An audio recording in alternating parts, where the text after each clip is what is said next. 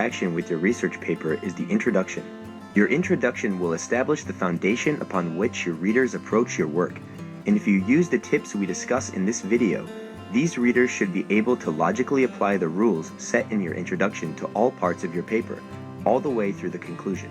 What exactly is the purpose of the introduction? Think about your paper as a chronological story. It will begin at point A, the introduction, and move in time towards point B, the discussion and conclusion. Since your introduction includes content about the gaps in knowledge that your study aims to fill, the results you elaborate on in your discussion section should therefore be somewhat familiar to the reader, as you have already touched upon them in the introduction section. The introduction must answer two main questions. Why was this particular study needed to fill the gaps in knowledge? And why does this particular gap need filling? Imagine our entire plane of knowledge as an incomplete puzzle. The pieces snapped together are what is established or what is known. The missing piece is the gap in knowledge, or what is currently unknown.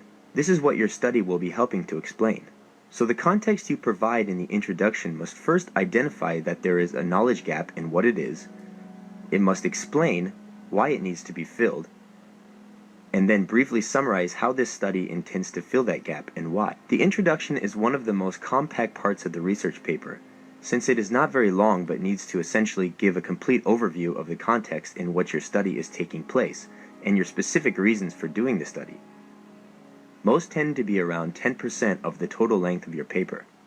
The introduction consists of background information about a topic being studied, the rationale for undertaking this study or for filling the gap with this particular information, key references to preliminary work or closely related papers appearing elsewhere, a clarification of important terms, definitions, or abbreviations to be used in the paper, and a review of related studies in which you give a brief but incisive analysis of work that heavily concerns your study. It could be a very similar study or one that supports the findings of your new study. So how should you structure your introduction? As you can see in this figure, your introduction should start broadly and then narrow until it reaches your hypothesis. The first thing you want to do is state your area of research and then immediately show what is already known. This is also known as background information. Then move on to what is unknown, the problem or gap you want to resolve. Finally, you should discuss how you will resolve this problem using a clear hypothesis. In step 1, you will show what is already known. Start with a strong statement that reflects your research subject area and ask questions or pose statements to frame the problems your study explores. You can ask general questions here to guide your readers to the problem and show them what we already know.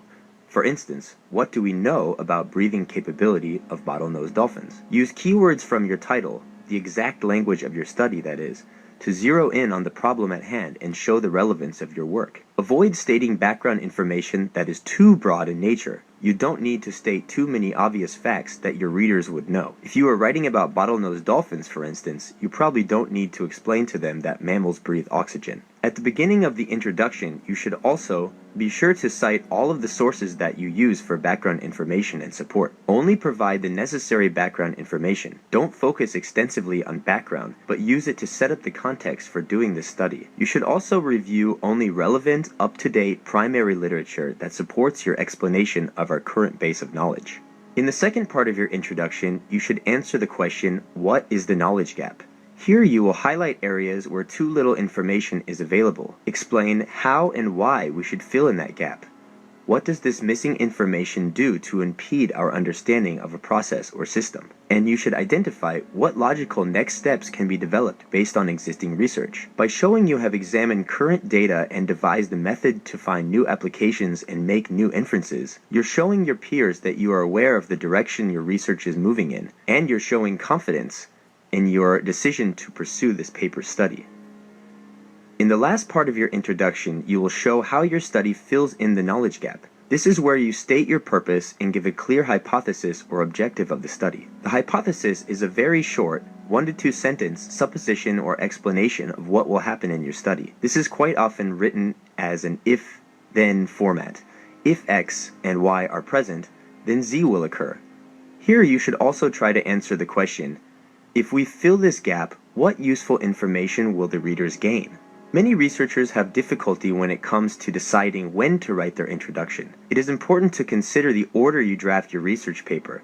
For as you recall, everything else in the research paper must flow from the introduction. Therefore, because it is one of the most difficult sections to nail down, consider writing the introduction second to last, after the materials and methods, results, and discussion section, and just before the conclusion.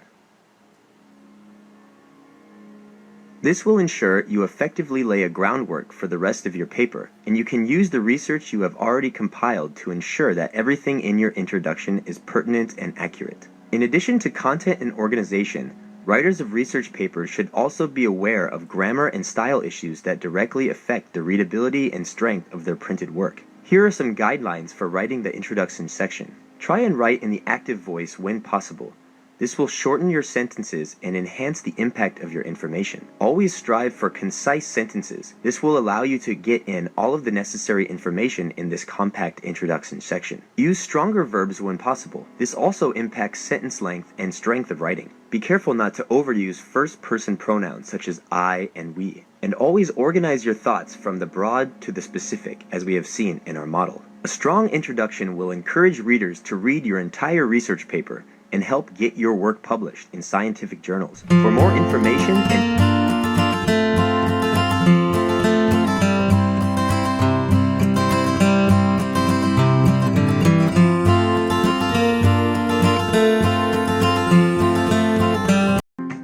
I spent so long just wondering. For years I was adrift, directionless and wayward, lost like a swallow on a cliff. But slowly I found purpose and my life became more clear. I found my destination, yeah, but now where do I go from here? 'Cause I'm already there, I'm already everywhere. Alright, I made it, so now what?